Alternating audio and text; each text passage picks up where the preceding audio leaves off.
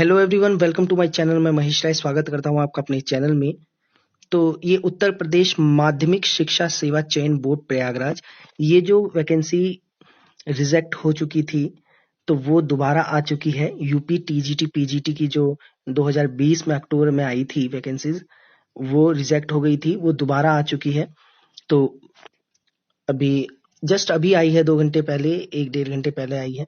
तो ये देख सकते हैं 16 तारीख से आप इस फॉर्म को भर सकते हैं। आज ही से मतलब कि इस फॉर्म को आप भर सकते हैं और आज ही से इसके स्टार्ट हुआ है ये 16 तारीख, तीसरा महीना।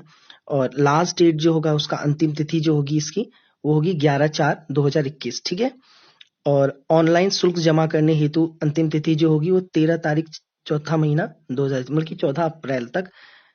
जो इसकी फीस की अंतिम तिथि है वो है 13 तारीख तक। ठीक है।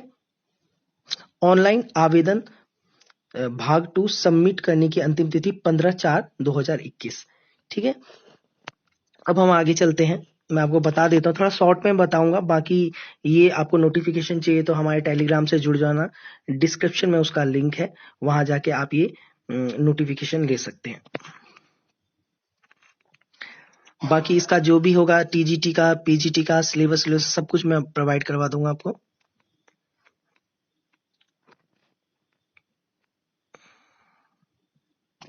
अगर आपको इस वेबसाइट के बारे में जानना है तो यहाँ से जाके आप खुद भी नोटिफिकेशन डाउनलोड कर सकते हैं। ठीक है।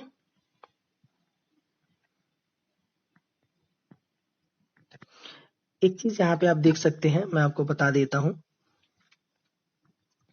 यहाँ पे लिखा हुआ है, एक एक चरण में बता, जो इम्पोर्टेंट है वो बता दे।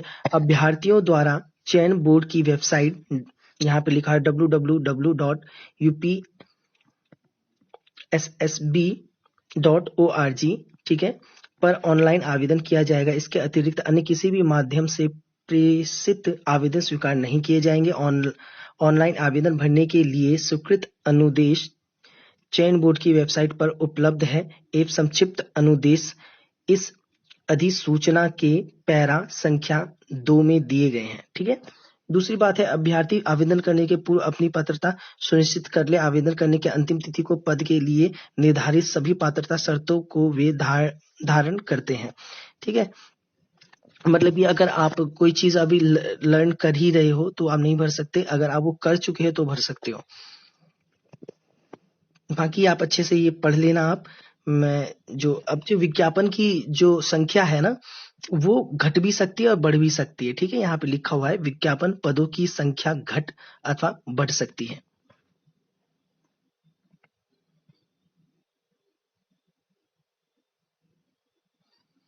यहाँ पे ये भी है कि आप एक से ज्यादा विषयों पे कर सकते हो। प्रशिक्षित स्नातक शिक्षक संवर्ग के प्रत्येक विषय के सापेक्ष एक ही आवेदन स्वीकार किया जाएगा। सिर्फ एक ही आवेदन आपका स्वीकार किया जाएगा। यद्यपि एक से अधिक विषय में पृथक पृथक आवेदन कर सकते हैं। ठीक है। पृथक पृथक आप आवेदन कर सकते हो, लेकिन एक विषय में, बल्कि एक सब्जेक्ट में आप एक ही कर सकते हो। विज्ञापनों की संख्या घट और बढ़ सकती है। ये अधिसूचना है जो, ये आप देख सकते हैं यहाँ पे। ये जो होगा वो 1990 के आधार पे लिखित होगा, परीक्षा के आधार पर होगा। ठीक है। और ये परीक्षा जो है ऋणात्मक, मतलब कि नेगेटिव मार्किंग इसमें नहीं होगी। ठीक है। ये बहुत अच्छी बात है कि ऋणात्मक अंकन नहीं है, तो वो बहुत अच्छा है इसमें।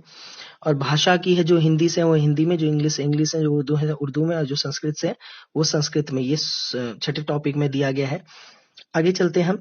किसी भी आरक्षण का लाभ उत्तर प्रदेश के निवासी के लिए ही अनुमन्य है। आर्थिक रूप से कमजोर वर्ग EWS के अभ्यर्थी हेतु 10% आरक्षण का प्रावधान है। ठीक है। जो जनरल में है, EWS जिनके पास है तो उनको 10% की छूट मिलेगी।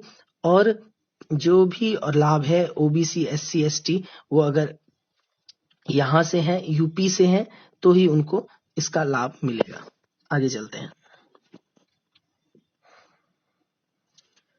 ये सब आप पढ़ लेना, नोटिफिकेशन में आपको दे दूंगा, तो उससे आपको अच्छा हो जाएगा। जो इसमें से इम्पोर्टेंट है वो सारी चीजें मैं आपको बताते हुए जा रहा हूँ एक लाइन से। आप स्किप मत करना, आराम से देखते रहिए, क्योंकि होता क्या है फिर आप कमेंट करेंगे कि सर ये क्या होगा वो क्या होगा।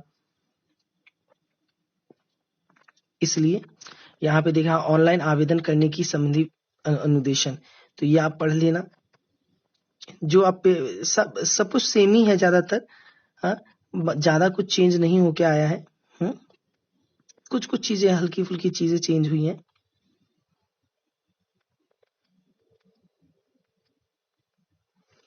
ये भुगतान कैसे करना है, फॉर्म कैसे भरना है, वो सब दिया हुआ है। अब यहाँ पे ये देख लीजिए, आपका जो जो जनरल कैटेगरी से हैं उनको उनकी जो राशि कुल योग है उनका 750 रुपए फीस है उनकी, ठीक है। ईडब्ल्यूएस के लिए जो है, जो जनरल में ईडब्ल्यूएस के में आते हैं उनके लिए 450 रुपए है। अन्य पिछड़े वर्ग के लिए जो ओबीसी हैं उनके लिए भी 750 है। अनुसूचित जाति के लिए एससी हैं जो, उनके लिए 450 रुपए है। अनुसूचित जनजाति एसटी के लिए उनके लिए 250 रुपए है। उसके बाद ये टर्म्स कंडीशन अलग से थोड़े से दे रखे हैं। स्वतंत्रता संग्राम सेनानी, आश्रित, भूतपूर्व सैनिक और महिला और विकलांग, इनके लिए अलग अलग दे रखा है, ये आप देख सकते हैं। आगे चलते हैं हम। फॉर्म को कैसे सबमिट करना है, ये अलग अलग चरण दे रखे हैं। ये आप कितने बड़ी फोटो लगेगी, यहाँ पे सब कुछ लिखा गया है। हाँ, आपके जैसे चश्मा पहनने की दशा, आंखों साफ दिखनी चाहिए, शीशा रंगीन नहीं होना चाहिए, जैसे ये सब चीजें हैं आप जरूर पढ़ना। फोटो वाला जो है ये देखिए, चश्मे के दोनों किनारे दोनों कान साफ दिखाई देने चाहिए, है ना। आपका कंधा दिखना चाहिए, बैकग्राउंड में व्हाइट होना चाहिए। ये सारी चीजें आप फोटो में देख लेना कि क्या क्या पूछा जा रहा है। चेहरे की पूर्ण छवि स्पष्ट दिखनी चाहिए, चेहरे पर अत्यधिक चमक अथवा छाया नहीं होनी चाहिए। तो इस तरीके से ये चीजें आप देख लेना। आगे चलते हैं, क्योंकि अगर मैं सब कुछ आपको एक एक चीज बताऊंगा तो ये वीडियो बहुत बड़ी हो जाएगी, इसलिए।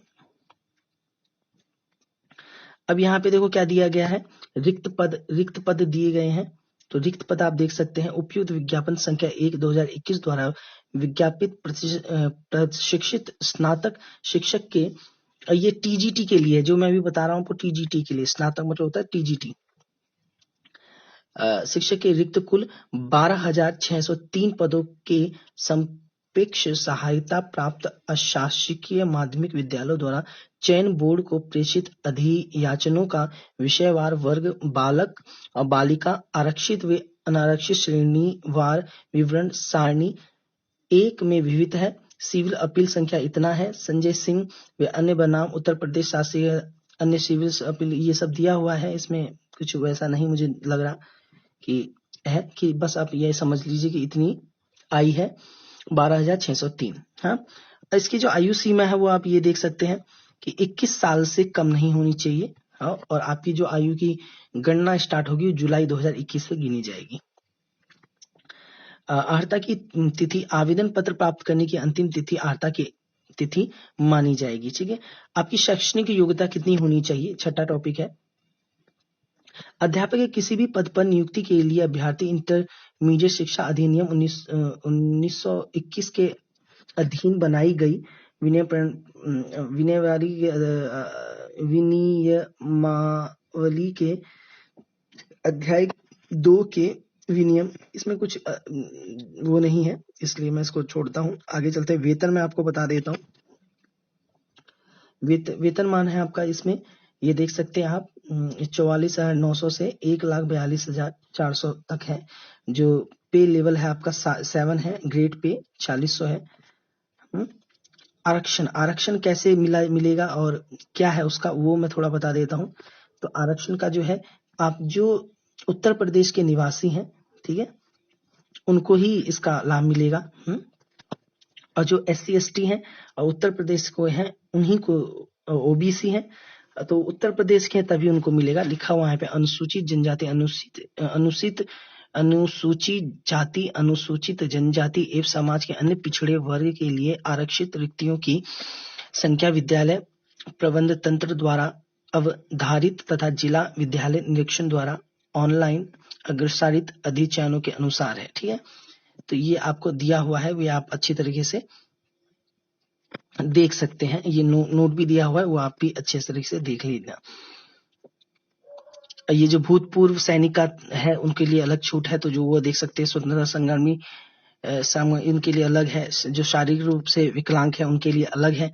तो ये सब आप देख सकते हैं। और जब भी आप, एक चीज मैं आपको बता देता हूँ कि नोटिफिकेशन बिना ढंग से पढ़े, एक एक शब्द आप पढ़िए, एक एक वर्ड पढ़ के आप अप्लाई करना। सिर्फ वीडियो, मैं आपको एक वीडियो से आपको थोड़ा पता चल जाएगा वैकेंसीज आ चुकी हैं और ये चीज है। मोटे तौर पे मैं आपको बता रहा हूँ, वरना वीडियो तो 2 घंटे की बन जाएगी। तो इसलिए मैं अच्छी तरीके से पढ़ना इसे बाद में। अब ये परीक्षा केंद्र है वो आपको दिया हुआ कि सभी मंडल मुख्यालयों पर ही केंद्र का निर्धारण किया जाएगा। अभ्यर्थी को कोई भी परीक्षा केंद्र आवंटित किया जा सकता है। ठीक है। भर्ती प्रक्रिया है जो ये देख सकते हैं, ये इसकी भर्ती प्रक्रिया है जो मात्र लिखित परीक्षा के आधार पर होगी। ठीक है।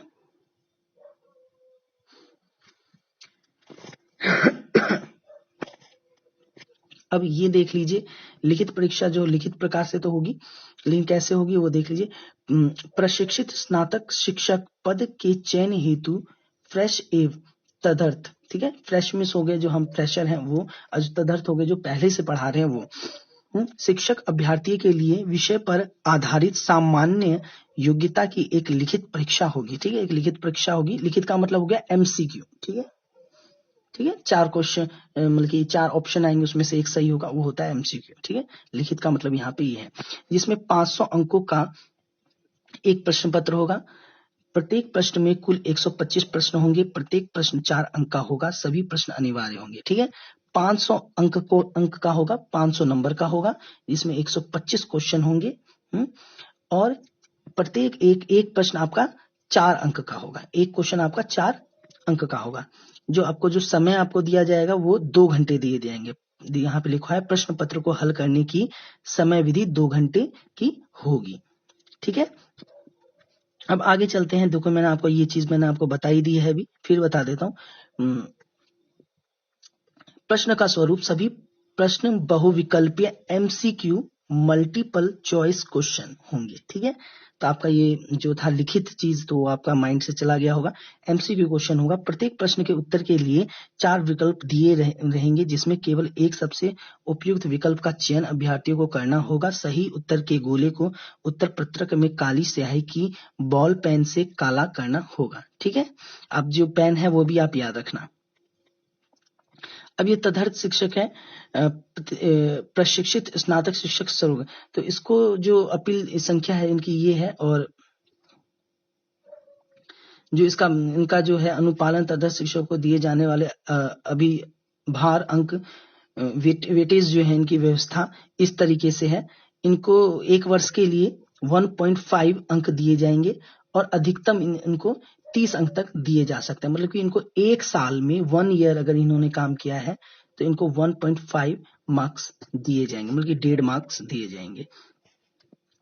अब यहाँ पे भी इनका तदर्थ शिक्षक स्नातक शिक्षकों द्वारा लिखित परीक्षा में पाए गए प्राप्तांकों में सेवा आधारित अधिभार अंक जोड़ दिया जाएगा, जो किसी भी दशा में पूर्णांक अर्थात 500 अंक से अधिक नहीं होगा। ठीक है, चयन हेतु मेरिट लिस्ट, ये मेरिट लिस्ट के बारे में बता रखा है, ये आप देख सकते हैं। और मेरिट लिस्ट मैंने एक 2016 का डाल रखा है, वो भी आप देख सकते हो मेरे चैनल पे। चलिए अब आगे चलते हैं। अभ्यर्थियों के सामान्य हेतु अनुमोदन,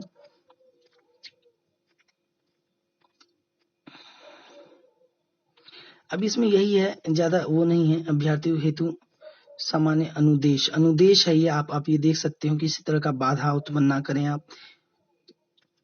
ठीक है, अब चलिए हम वैकेंसी की ओर चलते हैं। ठीक है, तो और बाकी आप ये अच्छे से पढ़ना जिससे आपको आपकी हेल्प हो पाए। तो ये देख सकते हैं, ये सारणी संख्या 1 है का प्रशिक्षित स्नातक शिक्षक बालक वर्ग। ये जो है, जो पहला है क है वो है बालक वर्ग का है ये। ठीक है, तो आप यहाँ पे नीचे आएंगे तो आपको दिख जाएगा 15 नंबर पे हमारा जो सब्जेक्ट है हम वो देखेंगे, संगीत वादन। ठीक है, तो इसमें आपके टोटल 6 पोस्ट है। ठीक है, यहाँ पे आप देख सकते हैं जनरल, ओबीसी, एससी, एसटी इस तरीके से है, ऊपर देख सकते हैं। तो इस तरीके से आप यहाँ पे देख सकते हैं। तो मैं आपको फिर से एक बार बता देता हूँ। संगीत वादन में जनरल में है 3 पोस्ट, ओबीसी में है 2 पोस्ट और एससी में है 1 पोस्ट और टोटल है 6 पोस्ट। संगीत गायन में है जनरल में है 7 पोस्ट, संगीत गायन में जनरल में 7 पोस्ट है, ओबीसी में 3 पोस्ट है और टोटल ये हो गए आपके 10 पोस्ट है। तो ये था आपका बॉयज के लिए। अब यहाँ पे हम आ जाते हैं सारणी संख्या 1 ख, प्रशिक्षित स्नातक शिक्षक बालिका वर्ग, ये लड़कियों के लिए है। चलिए इसको भी थोड़ा एक्सप्लेन कर देते हैं और जो भी क्वेश्चन हो आप पूछ सकते हैं, कमेंट बॉक्स में आप पूछ सकते हैं या टेलीग्राम पे पूछ सकते हैं। तो ये आप देख सकते हैं संगीत वादन। हाँ, इसमें संगीत वादन में जनरल के लिए है 9, ओबीसी के लिए है 2 और एससी के लिए है 3 और टोटल इसमें है आपके 14। ठीक है, टोटल आपके है 14। उसके बाद हम आ जाते हैं संगीत गायन, इसमें 50 है टोटल। ठीक है, जनरल के लिए 29 और ओबीसी के लिए 16, एससी के लिए 5 और टोटल है 50 संगीत गायन के लिए। तो गर्ल्स के लिए तो बहुत ज्यादा वैकेंसीज आई हैं, 50 आई हैं गायन में, तो बहुत बड़ी बात होती है। तो आप जितने भी गर्ल्स हैं बहुत अच्छे से मेहनत कीजिए और इतना टफ भी नहीं होता यूपी का एग्जाम, तो आप करेंगे तो जरूर निकलेंगे। अब मैंने ऑलरेडी नेट के लिए यूपी टीजी टीपीजी के लिए बहुत सारी बना रखी हैं और 3 इस हफ्ते के बाद मंडे से अगले मंडे से या सैटरडे से मैं यूपी टीजीटी के लिए डालना स्टार्ट कर दूंगा, तो वो आप देखना जरूर। और आगे चलते हैं, ये आपने देख लिया। अब मैं आपको ये बता देता हूँ कि अगर जो हमारा जो सब्जेक्ट है उसमें आपको आपकी जो क्वालिफिकेशन है, हाँ, वो कितनी होनी चाहिए, आपका एजुकेशन कितना होना चाहिए और क्या मांग रखा है, उस चीज की मैं डिटेल दे देता हूँ।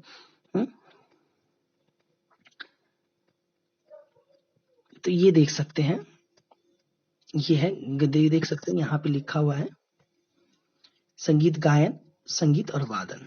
तो ये है हमारा यहाँ से।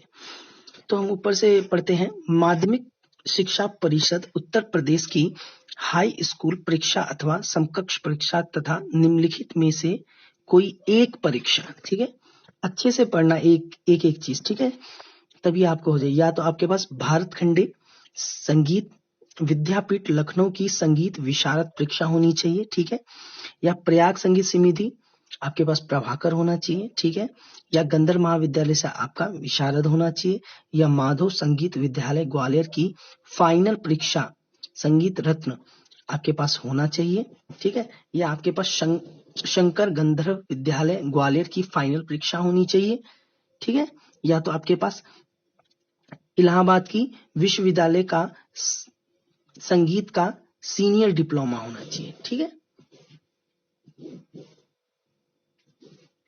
अब हम नीचे आते हैं थोड़ा और बताता हूं मैं आपको।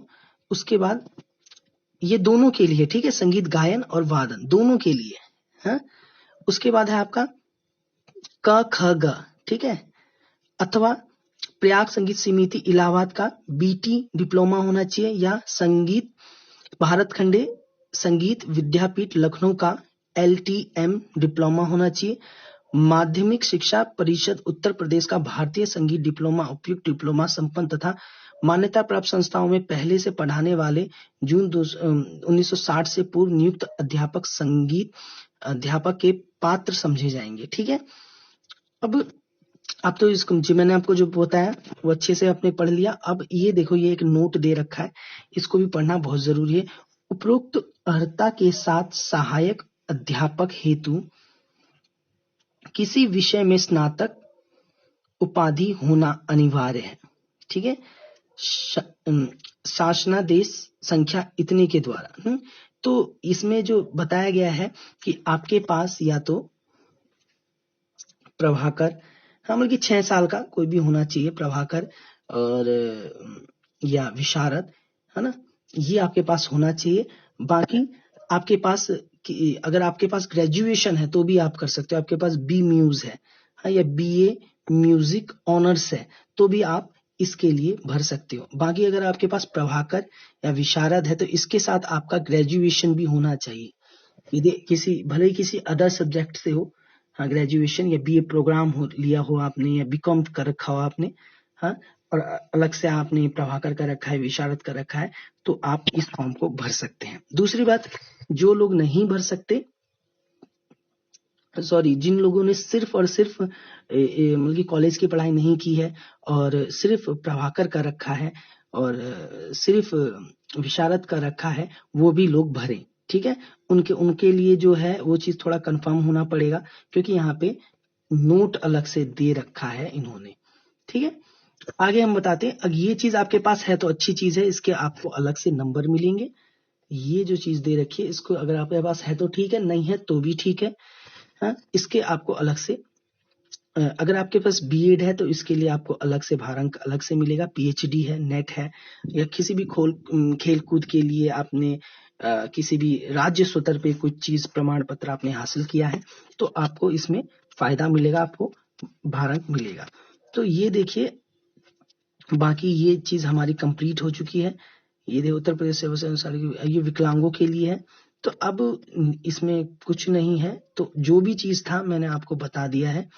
टीजीटी की ये पोस्ट आई थी। आपको अगर कुछ भी जानकारी, ये देख सकते हैं आपको कुछ भी जानकारी चाहिए तो हमारे चैनल से आप ले सकते हैं, आप कमेंट करके पूछ सकते हैं। चैनल पे आप कमेंट कर देना, फिर मैं आपको बता दूंगा। और हमारा टेलीग्राम है ऑल म्यूजिक एग्जाम। अगर मेरे से किसी भी तरीके से आप जुड़ना चाहते हैं तो एक यही साधन है, आप टेलीग्राम से आप जुड़ जाइए और जो भी क्वेश्चन है वहां पे पुटअप कर दीजिए, मैं भी रिप्लाई दे दूंगा। बहुत लोग हैं वहां पे, वो भी आपको रिप्लाई दे देंगे, और जो भी चीज आप पूछ सकते हैं। तो आज के लिए इतना ही। बाकी मैंने चैनल पे इसका जो, मैं एक बार देख लूंगा कि इसका सिलेबस क्या है, और बाकी जो भी सिलेबस है इसका पहले मैंने डाल रखा है वैसे सिलेबस। अगर सिलेबस सेम हुआ तो मैं दूसरा वीडियो बनाना जरूरी नहीं समझूंगा, मैं वही सिलेबस आप तक टेलीग्राम के जरिए मैं पहुंचा दूंगा। आप सब उसे मतलब कि सिलेबस आप देख लेना और वहां से आप चीजों को करना। बाकी ये जो नेट की जो एक चला रखी है मैंने, उसे कंप्लीट होने देता हूं। उसके बाद ये जो एक क्वेश्चन पेपर है 5 दिन तक का, ये कंप्लीट होने देता हूँ। उसके बाद आपकी लगातार आने लगेंगी, ठीक है। टीजीटी पीजीटी के लिए जो भी है, उस एक लाइन से सारे क्वेश्चन पेपर, सारी चीजें मैं लाने लगूंगा। तो आज के लिए इतना ही। बाकी जो भी चीज है आप मुझे बता देना। बाकी आप अगर नए हैं तो चैनल को सब्सक्राइब कीजिए, बेल आइकन को प्रेस कीजिए और लाइक कीजिए, कमेंट कीजिए। मैं आपके लिए ऐसी यूजफुल वीडियो लाता रहता हूं। बाकी आपकी भी हेल्प हो पाए, संगीत की सेवा कर रहा हूं, आप भी कीजिए, शेयर कीजिए ताकि लोगों तक ये चीज पहुंच पाए। तो आज के लिए इतना ही एवरीवन। Thank you. जय हिंद, जय भारत।